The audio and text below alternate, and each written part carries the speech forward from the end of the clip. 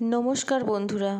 মা দুর্গার আশীর্বাদের ফলে আমরা জীবনের যে কোনো দুর্গতি থেকে মুক্তি পেতে পারি। শাস্ত্র মতে এই তিথিতে মা দুর্গার পুজো ও মন্ত্র জপ করলে সুফল পাওয়া যায়। মা দুর্গা প্রসন্ন হয়ে নিজের ভক্তদের সন্তান সুখ সমৃদ্ধি প্রদান করেন।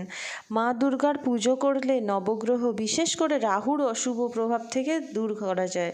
সুস্বাস্থ্য ও সৌভাগ্য লাভের মন্ত্র।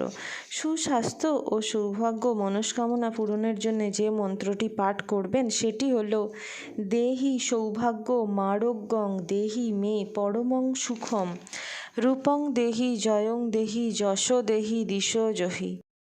নবরাত্রি পুজোর দিনগুলিতে মাকে 9 দিনে 9 রকমের মিষ্টান্ন দেবেন এবং 9টি জবা ফুলের মালা পরাবেন। তাতেই মা খুশি হবে এবং আমাদের আশীর্বাদ করবেন।